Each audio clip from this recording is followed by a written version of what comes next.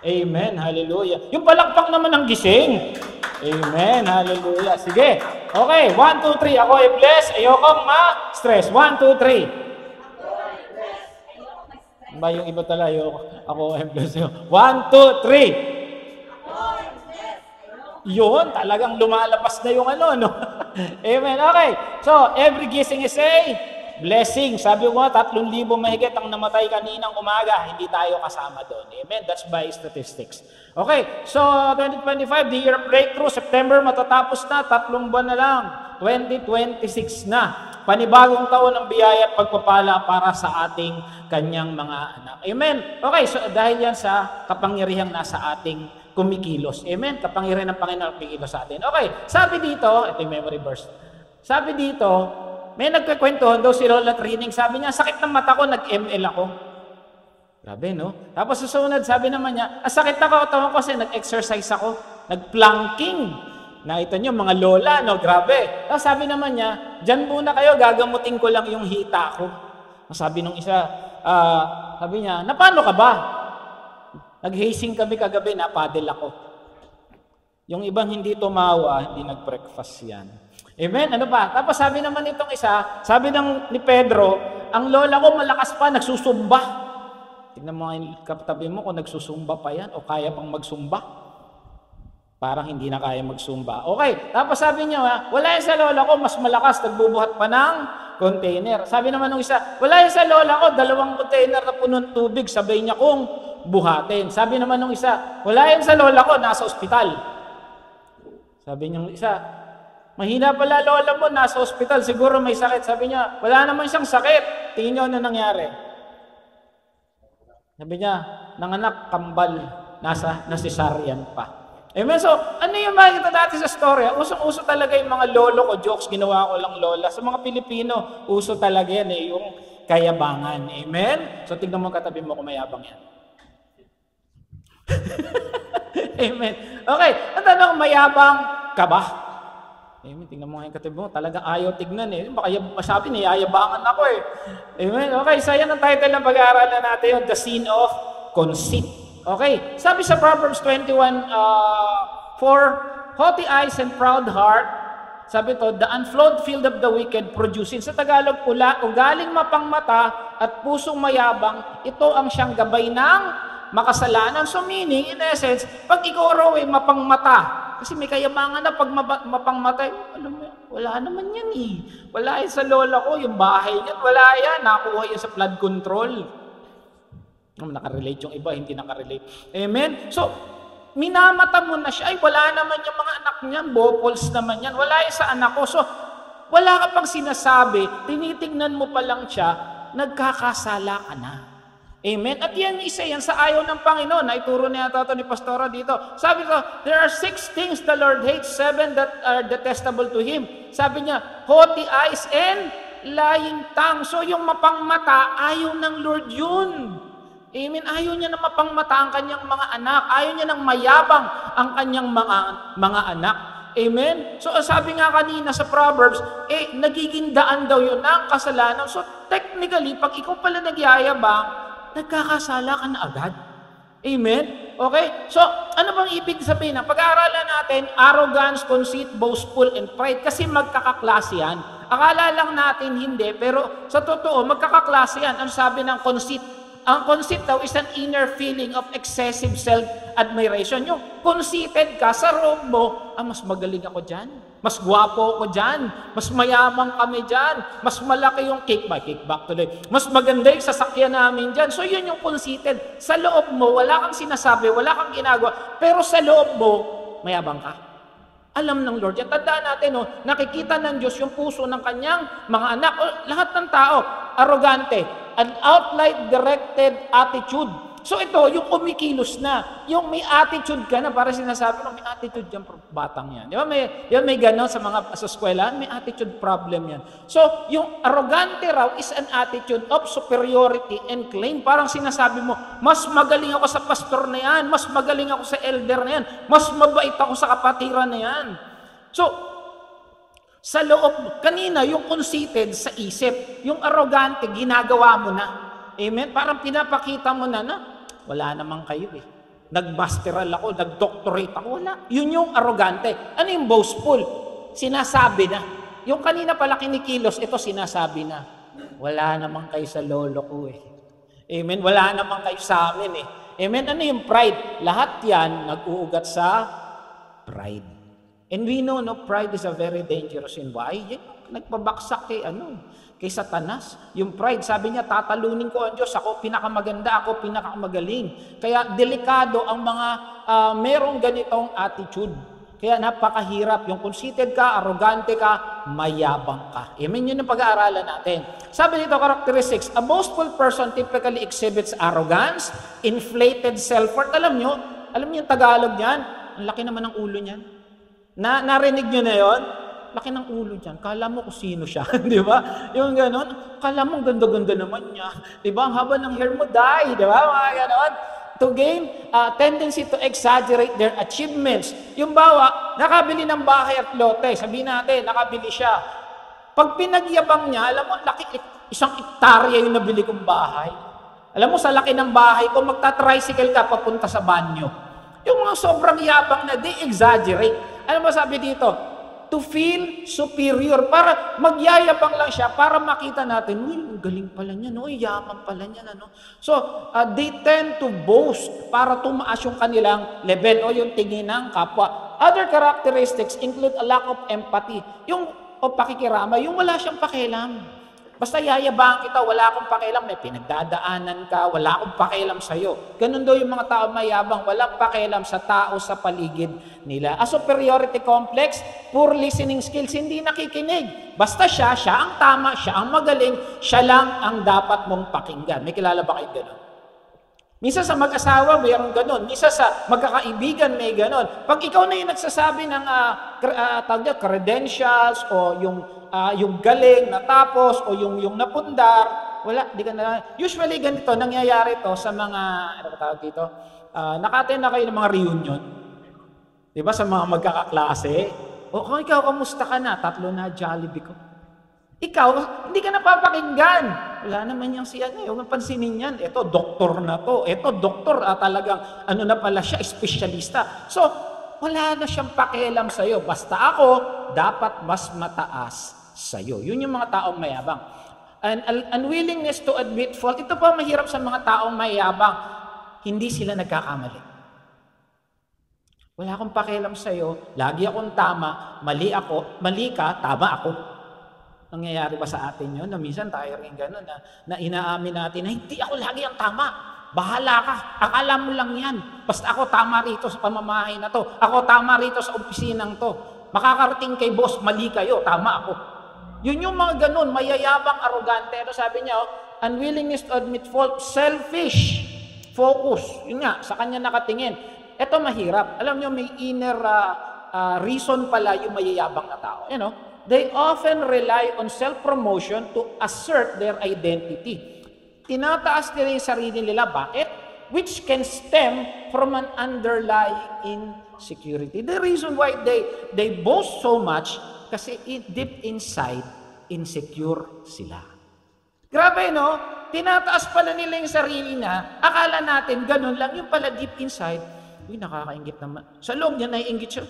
Alam mo si sister, ang saya-saya lagi niyan. Ba't kaya? Siya, problemado pala sa bahay niya. Diba? Kaya pala siya, yabang ng yabang, sa loob pala ng tahanan nila, may problema sila.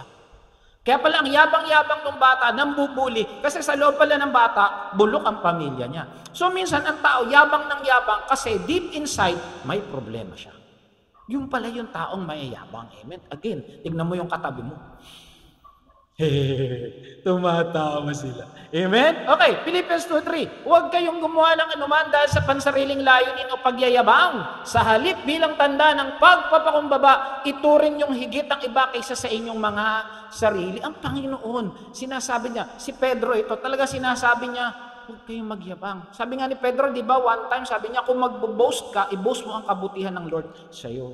Minsan nagyabang siya kasi talagang sumama yung loob niya. Kung kayo disipulo, mas lalo ako. Talagang sinabi niya, pero sabi niya, wala yon. para dahil sa Panginoon. Amen? So, yung mga ganun tao, huwag na lang daw pansinin. Ang mahalaga, mailigtas pa nga sila. Okay, eto, meron 3 hari na tayong pag-uusapan. The three kings na yun. No? Hindi ba nagpapasko, 3 kings na. And ito naman, the proud 3 kings. Yung unang-una, si Haring Saul. Tingnan natin kung naging mayabang talaga si Haring Saul. Sabi dito, matapos yung labanan, matapos mapatay ni David si Goliath, nagbalik na si Haring Saul at ang kanyang mga tauhan sa kanilang bayan. Sa kanyang bayang nadaanan, sinalubong sila ng mga babaeng maawit at sumasayaw sa saliw ng tamborin at alpa. So noon pa lang, meron mga nagtatamborin na at talagang may mga nagpapatugtog na para magbigay papuri. Ganito ang kanilang awit. Pumatay si Saul ng libo-libo. Grabe, no? Talagang warrior kasi si Saul. Si David na pumatay naman ng 10,000 libo. Ngayon ko ikaw yung hari, hindi nagustuhan ni Saul. Na-insecure. Sabi nga, labis siya kinagalit at sinabi, kung sinasabi nilang 10,000 libo pinitay ni David, ako'y libo-libo lang, kulang na lamang, kilalanin na nila siyang hari. Hindi ba niya naiisip si David under sa kanya? Alam niyo, kung ito, isa daw to sa characteristics ng isang magaling na leader. Kumuha ka ng mga taong mas magaling sa'yo. Yun yung totoo. Sinasabi yan sa management. Huwag kayong kukuha na mas magaling ka kasi wala ka nang matututunan dyan. Kumuha ka na mas magaling sa'yo. Tauhan mo siya, may natututunan ka. Yun daw magaling na leader. Hindi yung gusto niya dahil kang superior. At ganun din, pag nakikipagkwentuhan tayo, huwag naman yung ikaw yung bangka ng bangka kasi wala kang maririnig. Tandaan, kahit na yung bata lang ang kausap mo, may matututunan ka pa rin. Amen? So yun ang nangyari kay Haring Saul. Parang nainggit siya. Di ba? Ito yung raw yung yabang. Underlying insecurity. Na-insecure siya kay David. Pero si David, pastol lang to si David Amen? Hindi lang yun. Tauhan niya lang to. Naging insecure si Saul kay David, kaya naging daan ito para gumawa siya ng masama. Natandaan, Proverbs 21, pag may haughty eyes, daan yon para magkasala. So mag-ingat sa mga taong mayabang na pag ikaw mayabang ka, nagkakasala ka pala nun. O kung hindi ka man nagkakasala, daan yan para ikaw yung magkasala. At gano'n nangyari kay Saul. Gumawa na siya ng kasamaan. At mula noon, naging masama. Nakita niyo yung transition of events? Nayabangan siya, pero in reality, na-insecure siya. Gumawa na siya ng masama. Kasi kung hindi mo kaya talunin yung tao, halimbawa, nayayabang sa basketball, halimbawa, sa mga naglalaro ng basketball, hindi mo kaya talagang talunin kahit na anong gawin mo. Ang ginagawa mo, sinisiraan mo na lang. Uy, alam mo, bad breath yan, may putok, kaya hindi ko mabantayan. Di ba? So, sinisiraan mo yung tao. Parang kanina rin pala, related doon sa pinag-aralan panahon ni Elisha, di ba? Dapat magpatawad ka na lang. At ginambala ng masamang espiritu. Kasi nakita nyo, nagkaroon ng entry point yung masamang espiritu. Kasi bakit? Insecure na siya. Nung hindi siya na-insecure, walang entry point yung masamang espiritu. Anong ginagawa niya? Hawak nun ni Saul ang kanyang sibat. 2 beses niyang sinibat si David. Grabe namang mainggit ito. Mapatay talaga ng tao. Sapagkat gusto niyang patayin, ngunit parehong nailagan niya ni David. Yung iba sasabihin lang, hindi naman mayabang si Saul. Nainggit lang yan. O tignan natin kung talagang nainggit lang Pero yung inggit, na yun, mahirap na. Mayabang kaya si Saul, tignan natin, may ere kaya si Saul. Ito muna, ugaling magpangmata at pusong mayabang, ito ang siyang gabay ng makasalanan. So ano sabi ko kanina? Dahil siya nainggit, pinasukan siya ng masamang espiritu. Sige, batuhin mo ng sibat. Ganun na nangyayari sa mga taong insecure na napapasok na yung puso nila ng pag-iimbot, nakagawa na sila ng kasalanan. Di ba? So, ganun na nangyari sa kanya. Tignan natin kung mayabang talaga si Saul. Kinabukasan, maaga siyang bumangon upang makipagkita kay Saul. Sino to? Yung propeta. Ngunit may nagsabi sa kanya na nagpunta ito sa Carmelo upang mapatayo ang sariling. Ngayon, sinong tao ang magpapatayo ng kanyang monumento? Sino makakilala niyong hari nagpatayo ng monumento? Si Hari Nebukadnezar. Yung mga taong gustong mapakilala na sila ay magaling. Di ba? May ere itong taong to. Amen? So talagang meron siya. Kaya nga nung na-insecure siya, bakit Bakit nga ba ako 10,000 lang, ako 1,000 lang siya, 10,000. Kaya pinasok siya ng kasamaan. Ulitin ko, ang taong mayabang, nagsisimula dyan ang kasalanan. Amen? Okay, pangalawa, ito na nga, si King Nebuchadnezzar. Okay, ito yung hari ng Babylonia. Tingnan naman natin ano nangyari sa kanya. Sabi nito, ito ang kahulugan, mahal na hari, kasi nanaginip tong si Hari Nebuchadnezzar. Nung panahon nila, uso yung mga nananaginip. At ang nakapag-interpret ng kanyang panaginip, si Daniel. Sabi niya, ito po ang kahulugan, mahal na hari, ng iyon ang hatol sa inyo ng kataas-taasang Diyos. Kasi nga, mayabang tong si Nebuchadnezzar. Itataboy kayo na sa parang, at doon kayo maninirahan kasama ng mga hayop. Kakain kayo ng damo, tulad ng baka. Grabe, no? Babagsak talaga siya. Ito literal na nangyari. Sabi niya, parang nangyari dito, nagkaroon siya ng sakit. Okay? Kakain kayo ng damo tulad ng baka, sa kaparangan kayo maninirahan ng 7 taon. Paparusahan hanggang kilalanin ninyo ang kaharian ng tao'y nasa ilalim ng kapangyarihan ng kataas-taas ang Diyos. So yun yung parang kahulugan ng panaginip. Ano ba? Alam niyo, ang Lord mabuti, binigyan siya ng babala. Sino asawa ni Babala? Babalo. Masyado kayo seryoso eh. Nanonood kayo ng Kalye serye. No? Okay, so, ayun. Binigyan na siya ng babala. Babala na naman. Warning. Warning ng Panginoon para wag na niyang gawin. O, tingnan natin nangyari. At may bigay niya ang kaharian ito sa sino mang kanyang naisip. Parang sinasabi ng panaginip niya, ganyan ang mangyari sa iyo kung ipagpapatuloy mo yung kayabangan mo. Kasi lahat tayo, lahat ng galing, lahat ng kapangyarihan, galing lamang sa ating Panginoon. Amen? Ganito naman ang kahulugan ng tod na naiwan sa lupa. Maghahari kayong muli at sandaling kilalanin nyo ang lahat ng tao ay nasa ilalim ng kapangyarihan ng Diyos. So ang mabuti ka, Lord, ibabalik naman sa Kanya yung Kanyang kaharian kung kikilalanin niya ang ating Panginoon. Tingnan natin ang nangyari. Kaya mahal na hari, ito pala, dinggin po ninyo itong ipapayo ko. Tigilan na ninyo ang inyong kasamaan. At magpakabuti na kayo. Alam nyo, ang Lord ang buti. Binibigay ng tao magbigay ng pagkakataong magbuti. Maging mabuti. Kasi ayaw ng Lord na ang lahat mapunta sa impyerno. Amen? Di ba? Meron talata na sinasabi, hindi nakakalimot ang Diyos. Mabuti ang Diyos. Binibigyan niya lang ang lahat ng pagkakataong magbago, magrepent, tanggapin ang Panginoong Yesus upang hindi mapunta sa impyerno. Amen? Kaya hindi pa bumabalik si Kristo. Okay, ayan, huwag na po kayong maging malupit sa may hirap, sa mamamayan upang manatiling payapa ang inyong buhay. Napansin niyo, ang mga tao malulupit, di payapa ang buhay. Yung mga taong may ginagawang kasalanan, magulo buhay. Biro mo, nagustuhan, payong, bumili ng payong. Amen? Ngayon, hindi magulo ang buhay niya. Tandaan, pag ikaw may ginagawang kasamaan, magulo buhay. Napansin nyo?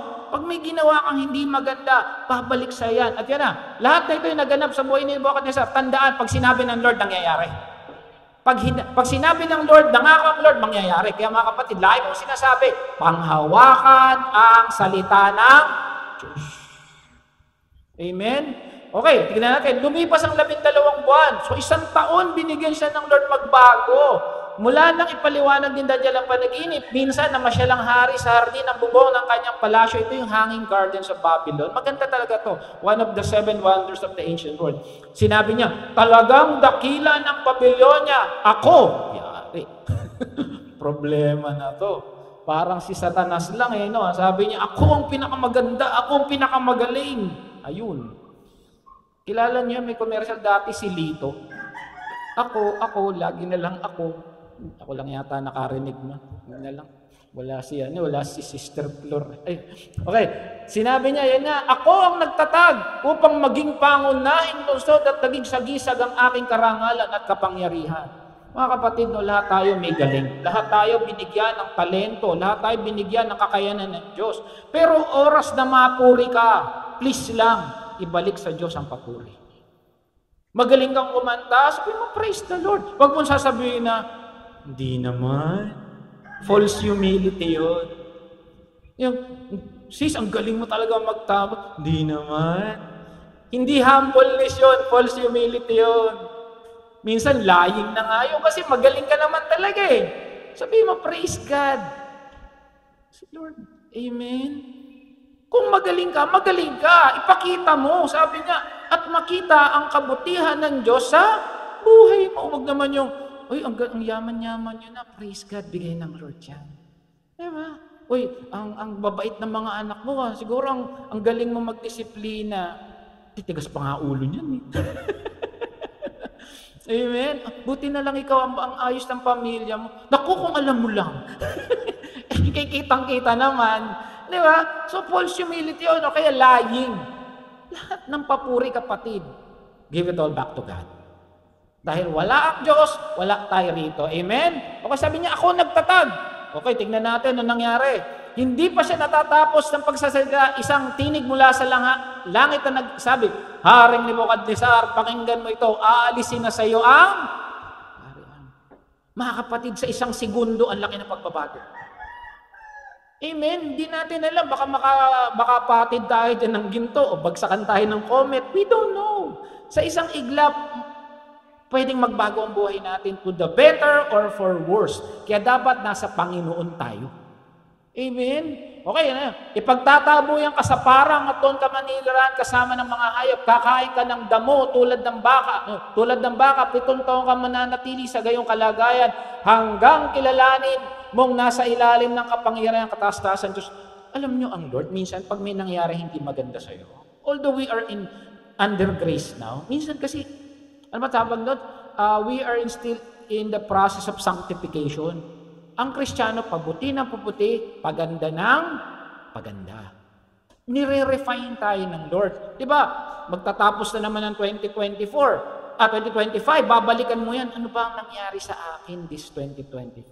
Amen? Kaya nga usong-uso yung New Year's resolution. Gusto mo tong taon mo ito babaguhin? Tingnan mo na lang muna ano ba yung nangyari sa iyo this year. Amen? Kasi kung hindi mo naman nagagawa, huwag mo na anuhin ngayon. Amen? But I'm sure ang Kristiyano, paganda ng paganda, pagwapo ng wawapo, ano pa ba? Payaman ng payaman. Amen? Sa biyaya ng Diyos. Amen? Sabihin mo sa tabi mo, paganda ka ng paganda. O pag lalaki, papugi ng papugi. Amen? Sabihin mo na lang, payaman ka ng payaman. 1, 2, 3. Nota mo, pag pera talaga, malakas ano? Amen? Okay. So, nangyari. Alam mo, binigyan talaga siya ng babala eh. Tapos binigyan pa siya ng way out. Nasabi niyo yung sa 1 Corinthians 10, ang lahat ng pagsubok may daan. Gumagawa ang Diyos ng daan. Ito, sinabi agad eh, hanggang kilalanin mo siya.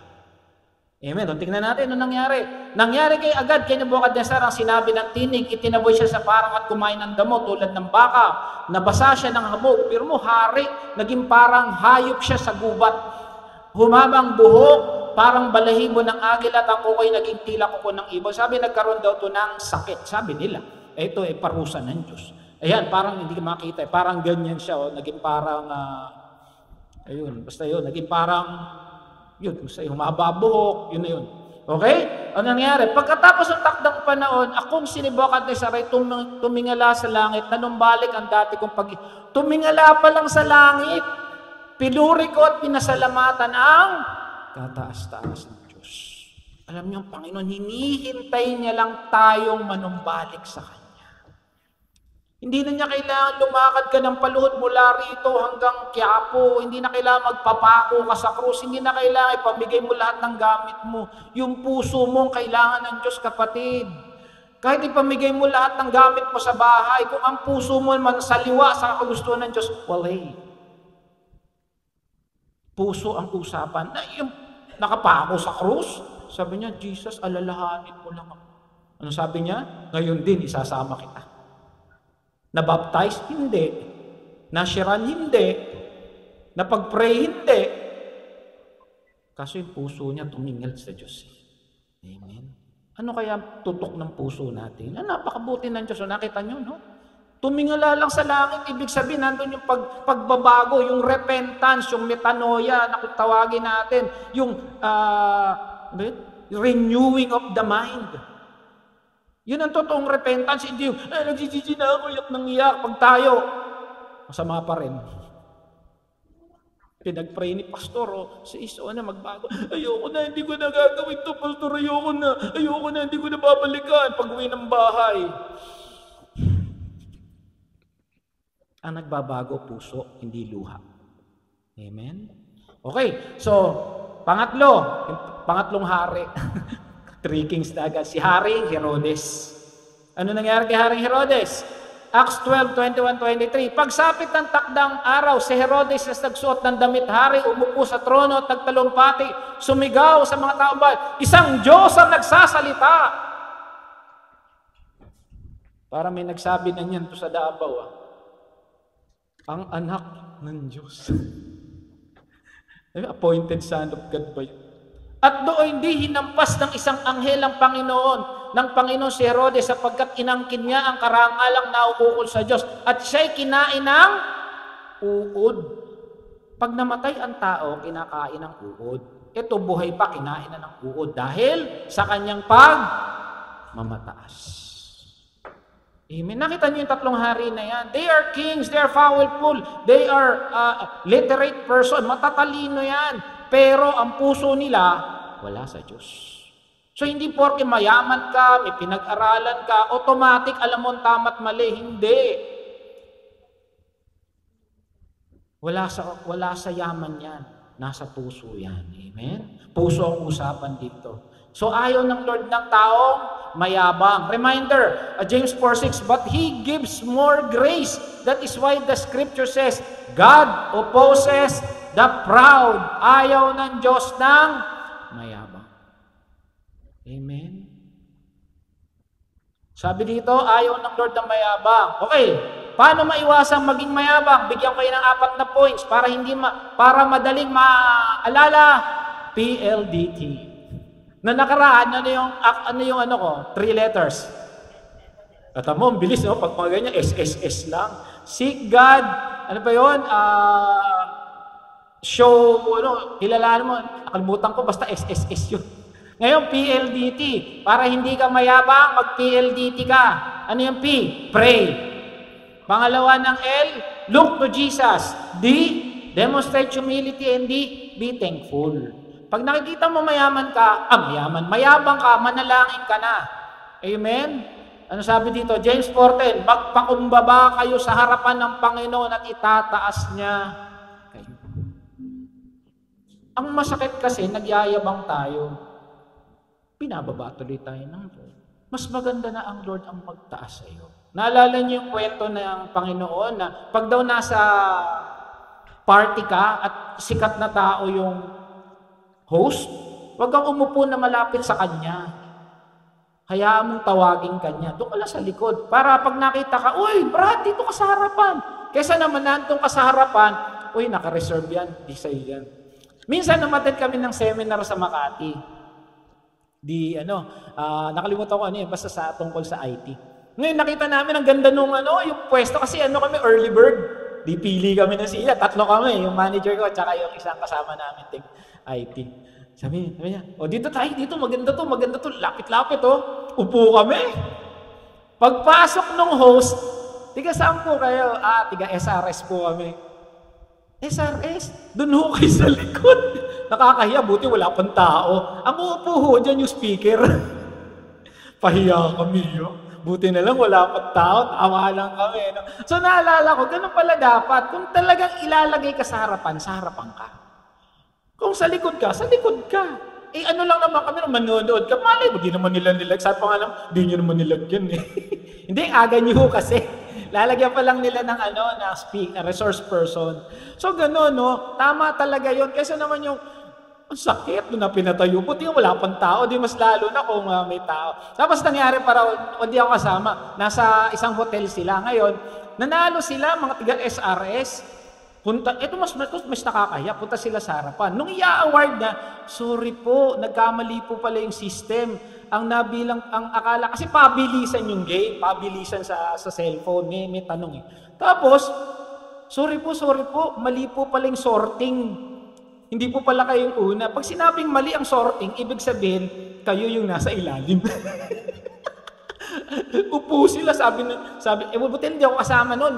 Kasi nasa ospital ako noon Buti, tapos sinabi niya, ba't sinabi pa kasi mali yung sorting? Ibig sabihin, kami yung kulelat. Sila pala yung pinakamabagal. Kaya nagkamali daw. Di ba pag sa Excel, isusort yun. Ganito sa akin, natatawa ako. So, ganun pala talaga, no? Hayaan mo itaas ka nila.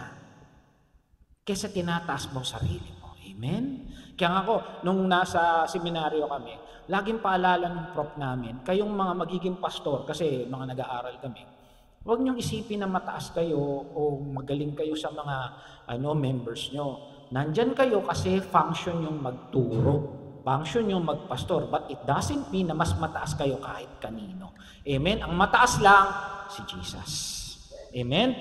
Kaya sila nandyan, nilagay sila, trabaho nila yan.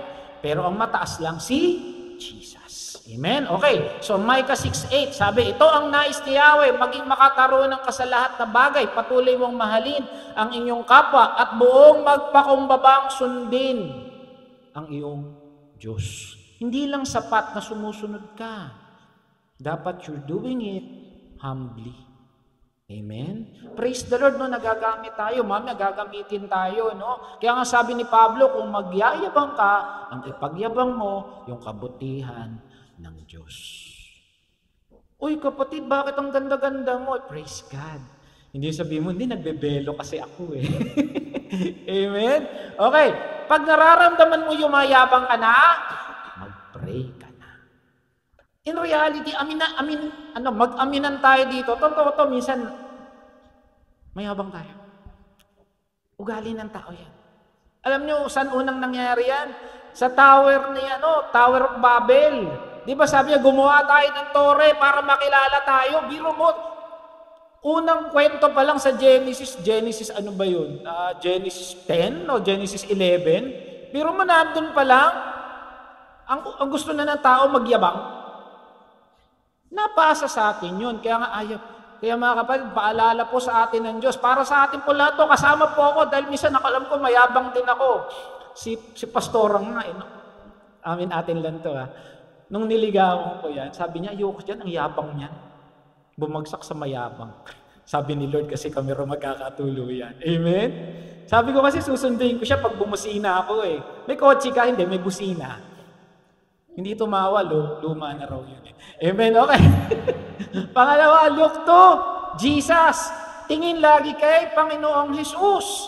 Amen? Kung tayo ay Christian, ang tingin kay Kristo, hindi sa tao. Hindi kay pastor, hindi kay congressman, hindi kay senador, sa presidente. Ang tingin natin kay Jesus.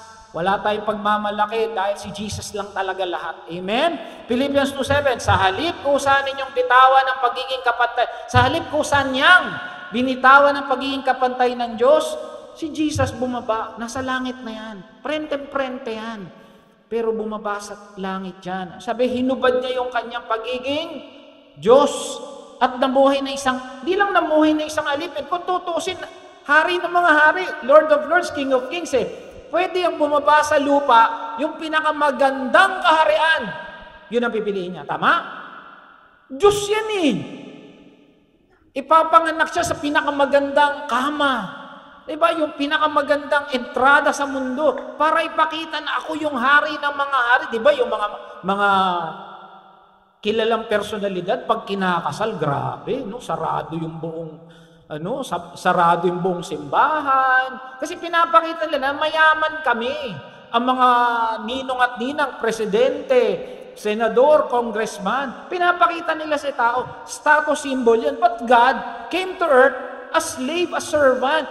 At hindi lang yan, pinanganak siya bilang tao nang siya'y maging tao. Amen? Nagpakababa ang Diyos. Nagpakababa si Jesus. Why? Kasi ang ililigtas niya, tayo. Ang ililigtas niya, tao. Amen? Pwede naman niya sabihin, ako ang hari ng mga hari, magsisi kayong lahat. Pwede niyang gawin yan. But no, God gave us, the privilege to use our free will. Kasi kung inutos niya lang yun, walang silbi, di ba? Inutos niya, lukod tayo. Sinutos niya, sunod na tayo sa kanya. No. Binigay niya sa atin yung pagkakataon na magamit ang ating free will. Alam niyo, nag-aaral kami ng Doctrine of Trinity. Pansinin nyo yung mga taong hindi kumikilala sa Trinity, na medyo malalim na ng konti. Yung alam niyo yung Trinity, Ama, Anak, at Espiritu Santo. Tignan nyo yung mga churches na hindi kumikilala sa Panginoong Jesus bilang Diyos. Magkakapare-pareho sila. Bakit nila hindi kinakilala si Jesus? Dahil siya raw ay tao. Sabi ko, linaw-linaw, tinawag siyang Lord. Iba raw yung Lord sa God. Kasi sa Greek, kurios, tsaka theos, magkaiba naman talaga yun. Linaw-linaw, Genesis. Sa Genesis 1:1, tinuro ko na sa inyo, in the beginning God, in the beginning by the firstborn. Di ba na si Jesus? Tapos sa John 1:3, He created all things. Sa mga, kung may manonood ng Jehovah's Witness dyan, sabi kasi nila, dalawa lang naman daw ang creation, ang ate. Creator, God, and created beings, tayo. Si Jesus daw created beings, hindi siya pwede sa God. Ang John 1:3 ang sabi, He created all things. By Him, all things were created. Meaning, hindi siya created being. He created eh. Doon pa lang ang linaw-linaw na siya ay Diyos. Amen? Kasi ginagamit yung 1 John 5:7. Amen? Kasi nga, hindi nila matanggap na tao yung nagligtas sa atin. Siyempre, kaya nagpakatao yan kasi tao ililigtas. Kung surot ang ililigtas yan, darating na surot yan. Naintindi? Amen? Kasi bakit? Gusto niya makita yung puso talaga ng tao. Amen? John 13:5. Ito na pinakita niya yung, yung paghuhugas ng paa ng mga disciple. Anong ginawa niya? Kaya't siya'y tumayo mula sa hapag, nag-alis ng panlabas na balabal. Kasi ang mga damit nila, merong inner shirt, parang tayo, di ba, may t-shirt sa loob, tapos may pang balabal na ganyan yung damit nila. At nagbigkis ng tuwalya sa baywang, ganyan. Tinanggal niya yung parang outer garment niya, nakalabas lang yung kanyang t-shirt, sabihin natin t-shirt. Pagkatapos naglagay siya ng tubig sa palanggan at simulang hugasan ng paa ng mga alagad. Punasan ng tuwalyang nagbigkis sa kanyang baywang. Okay, nung panahon na yon, espaldado daan, espalto, simentado, bako-bako, lupa. Nakakita na ba kayo ng daan dito na putik talaga dinadaanan? Ako nakakita na ako doon sa kay Pombo. Meron, nadaan kami eh. Talagang pagpapasok ng church, kaganon ako eh. Kasi ayokong maputikan eh. Ganon yung paa ng mga tao noon. Now imagine, ikaw, alam niyo gumagawa niya sa kultura nila, yung pinakamababang alipin, tigahugas ng paa. Jesus exercised the same function. Hinugasan yung paang marumi. Yung paa niyo, kaya kong hugasan yan eh. Pero yung paang marumi, na ganon, grabe yun. Imagine niyo yung dumi, yung kalyo. Imagine niyo, baka hindi pa nagpe-pedicure yun. Naamoy niyo na ba yung daliri na hindi nag-pedicure? Pag inamoy mo, iba-amoy? Ganon ang kuko nila, ganon ang paa nila. Kasi talagang marumi. Ang sapatos nila nun, hindi naman ganyan eh. Tali-tali lang yung sapatos. Imagine niyo yung dumi. Ilan yung disciple? Kala ko 40 eh. Okay, 12. 12 na paa. Hindi, 24. Tama? Nag-isip pa eh, no? 24 na paa yung hinugasan. Tuwalya niya yung ginamit. Okay? Hinugasan niya, pinakita niya yung kababaan. O, tignan natin ha. So, imagine niyo yung dumi, yung baho. Hindi lang naman siguro putik yun kung saan-saan pa sila dumadaan. Just imagine the humility of our Lord Jesus. Sabi dito, John 13:12, nang mahugasan na ni Jesus ang kanilang mga paa, muli niyang sinuot ang kanyang balabal. Nung naguhugas siya, tingin yun, di siya narumihan. It's innocent. Nagbalik sa kinubuhan niya. So imagine Jesus, marumi na siya. Marumi na siya. Sinisimbolize to na dadali niya yung kasalanan ng sanlibutan. Yun yung pinapakita nun eh. Pero, yung literal nun, talagang pinakita nila na dinala ko yung mga dumi ninyo. Amen? Sinabi niya sa kanila, naunawaan ba ninyo kung anong ginawa ko sa inyo? Tinawag niyo akong guro at Panginoon. Dito pa lang oh, tinawag niya siya guro at Panginoon. At tama kayo sapagkat ganun nga ako. Tamo inamin niya, guro at Panginoon. Minsan kasi, kung ako ngang Panginoon at guro ninyo ay naghugas, inamin, hindi? Inamin. naghugas na inyong paa, dapat din ninyong hugasan ang paa ng isa't isa. Binigyan ko kayo ng halimbawa upang inyong tularan. Ano ibig sabihin? Maging humble tayo. Huwag maging hambog. Alam niyo, humble ako. Amen? Hindi mo pwede sabihin, humble ko nga, hindi niyo nakikita ang hawa ng hair ko. Di ganon. Makikita sa kilos, makikita sa puso, makikita sa pananalita. Amen? Minsan yung iba hindi nagsasalita, pero sa isip niya, yayabang naman ito. Kala niyo kung sino kayo kay kaganda niyo. Di ba? Yung iba naman, ay sis, patulong naman. O sige, tutulungan kita. Pagkatapos, tamad-tamad mo. Hoti eyes. Pumapasok ang kasalanan. Delikado pagiging mayabang. Ngayon ko nga lang, pinag-aaralan ko ito, na tinuturo ni Lord sa akin, sabi ko, delikado pala to. Kala mo yung pagyayabang, simple pagyayabang yan, pero ang totoo pala, insecure ka. Amen? Okay, tuloy. Sabi dito, naway magkaroon kayo ng kaisipan tulad ni Jesucristo. Sabi ni Pablo, kahit taglay niya ang kalikasan ng Diyos, hindi niya pinagpilitang manatiling kapantay ng Diyos. Sa halip kusa niyang binitawan ang pagiging kapantay ng Diyos. Nakita niyo rito, hinubad niya talaga yung kanyang pagiging Diyos. At namuhay na isang alipin, ipinanganak siya bilang tao. At nang siya maging tao, nagpakumbaba siya, naging masunurin hanggang kamatayan. Na maging ito man ay kamatayan sa krus. So, Jesus exemplified the total humbleness. Okay, humble tayo, sige, pero yung sinabing magpapako ka sa krus, ay ibang usapan na yun. Diba, nakita ninyo yung talagang baba na to? Bakit? Alam niyo, gusto niyo malaman bakit siya nagpakababa? Gusto niyo malaman? Tignan niyo yung katabi niyo. Kasi yan yung dahilan. Gusto niyang iligtas siya. O ayaw mo pa, manalamin ka mamaya. Yang mukhang yan. Gusto niya makasama sa langit walang araw. Amen? Okay. Pag nagyayabang ka na, look unto Jesus, how He humbled Himself para maligtas ka. How He humbled Himself para maligtas ka. Ulitin ko nagpakababa siya para iligtas ka.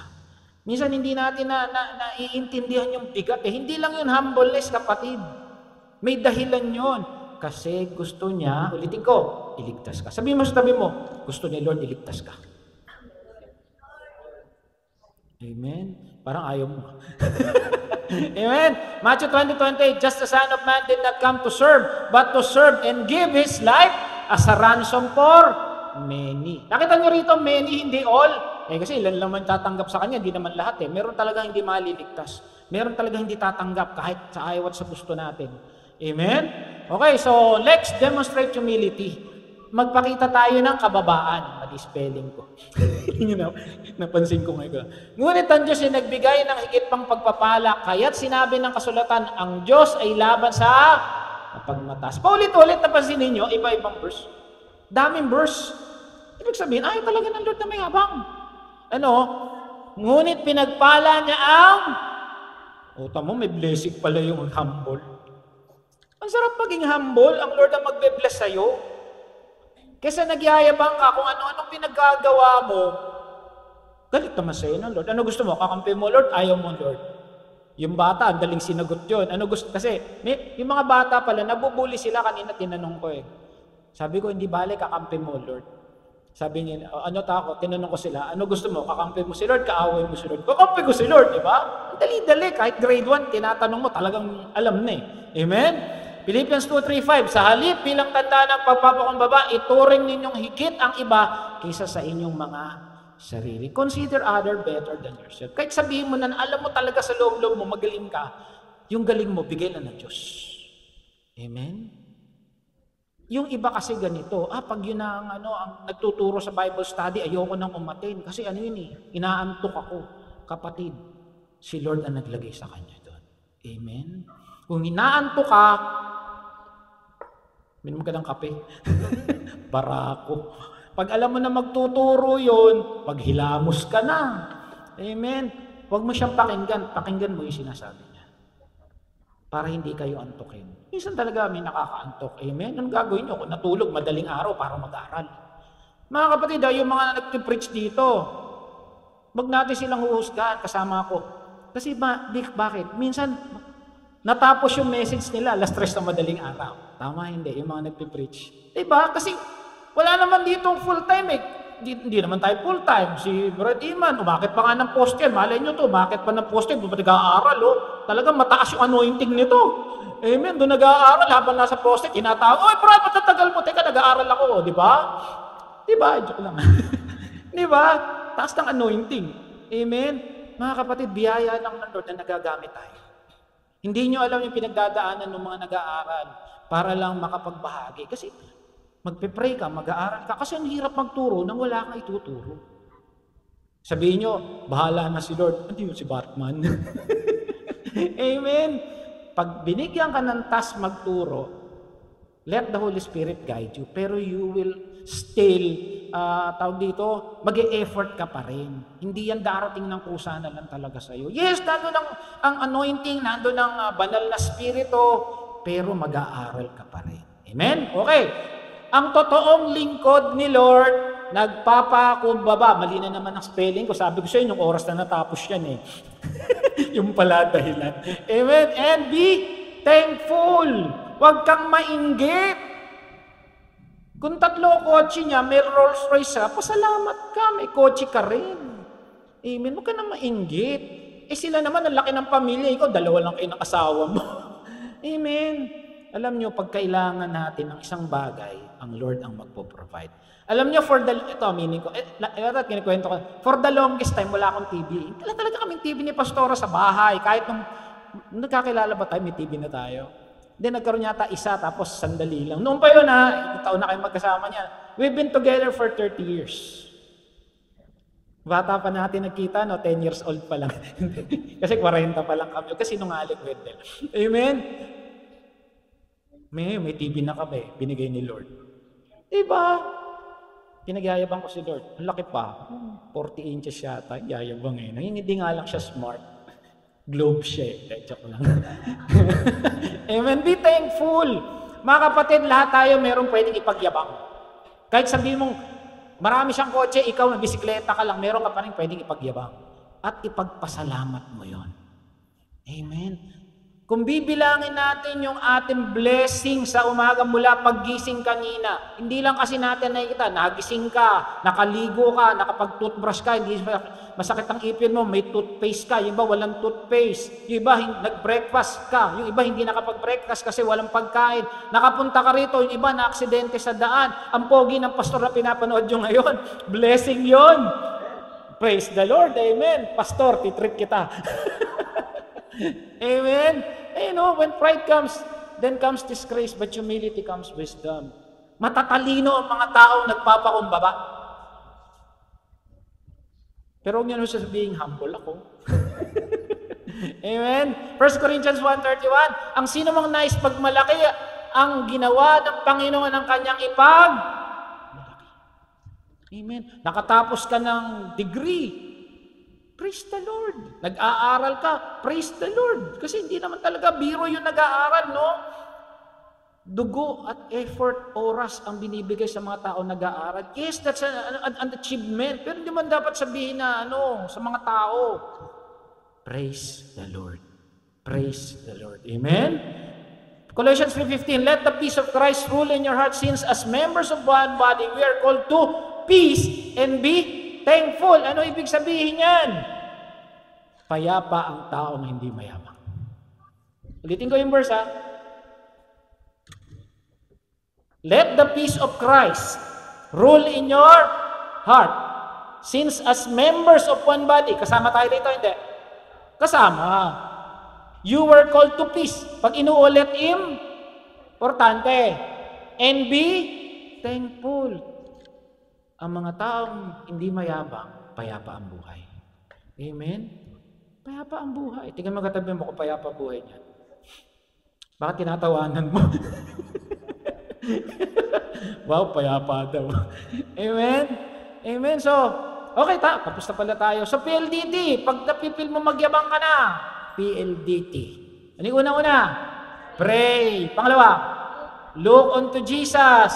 Letter D. Demonstrate humility. And then, letter T, be thankful.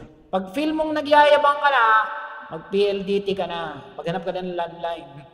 Amen?